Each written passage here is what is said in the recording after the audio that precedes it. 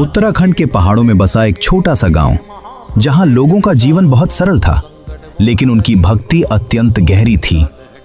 उसी गांव में एक व्यक्ति रहता था जो हर सुबह मंदिर जाकर हनुमान जी की पूजा करता था और हनुमान चालीसा का पाठ करता था।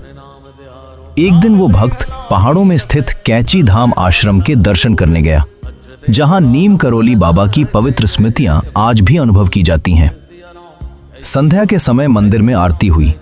घंटियों की मधुर ध्वनि, दीपकों की ज्योति और भक्तों की प्रार्थनाओं से पूरा मंदिर गूंज उठा।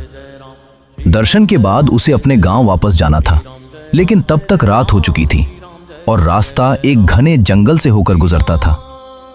जब वो जंगल के बीच पहुंचा तो उसे ऐसा लगा मानो कोई उसका पीछा कर रहा हो। पत्तों की सरसराहट और अजीब आवाजें उसके भय को और बढ़ा रही थीं। भय से व्याकुल होकर उसने रुककर अपनी आंखें बंद की और मन ही मन प्रार्थना की, हनुमान जी, यदि आप सच में हैं तो आज मेरी रक्षा कीजिए। तभी अचानक पेड़ों के ऊपर से एक तेज आवाज सुनाई दी और एक बड़ा सा लंगूर पेड़ से कूदकर उसके सामने आ गया।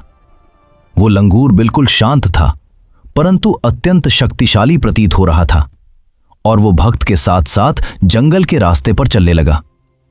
जब तक जंगल समाप्त नहीं हुआ, वो लंगूर उसके साथ ही रहा और धीरे धीरे गांव की रोशनी दिखाई देने लगी।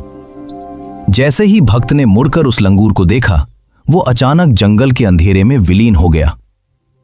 उस रात भक्त को यह समझ आ गया कि जब कोई भक्त सच्चे मन से पुकारता है तो हनुमान जी किसी न किसी रूप में अवश्य आते हैं।